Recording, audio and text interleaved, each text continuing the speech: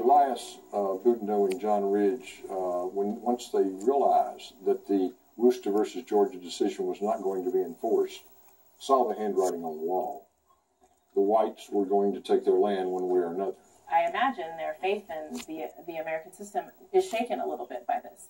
On the other hand, the more immediate concern is these Georgians are going to continue to come, and what can we do to protect Cherokee people and to protect the Cherokee government and to protect this particular way of life?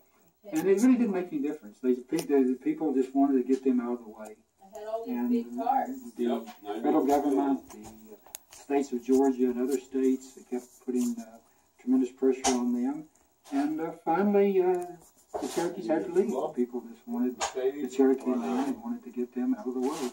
As part of the negotiating with the Cherokees, the federal government offered them what the government at least considered was a sweet deal, where they would exchange their lands, almost all of their lands in the southeast, for a tract of land at least the same size, maybe larger, in the west.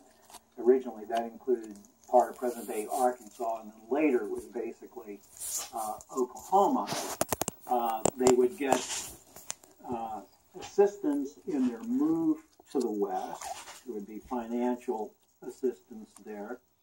They would get compensation for the improvements that they had made on their lands in the southeast.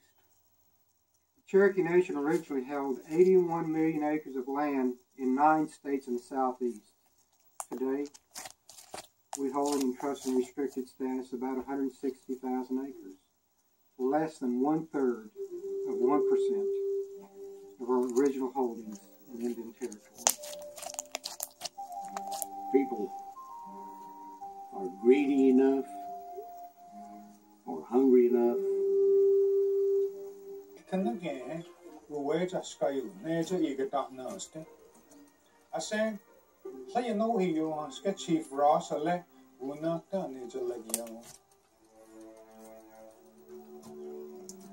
Chief Ross could not believe what he heard, that John Ridge and Elias Boudinot, along with the rest of the delegation, had made a deal with the federal government to remove the Cherokees out west.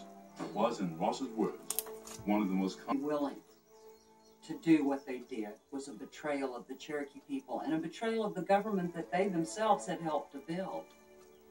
We have been made to drink of the bitter cup of humiliation, treated like dogs, our lives, our liberties, the sport of white men, our country and the graves of our fathers torn from us in cruel succession, until driven from river to river, from forest to forest, and through a period of upwards of 200 years, rolled back, nation upon nation, we find ourselves fugitives, vagrants, and strangers in our own country, and look forward to the period when our descendants will perhaps be totally extinguished by wars, driven at the point of the bayonet into the Western Ocean, or reduced to the condition of slaves. At the beginning of the end of the Cherokees, no, the Georgians had a strong appetite for Cherokee land, and their lands on multiple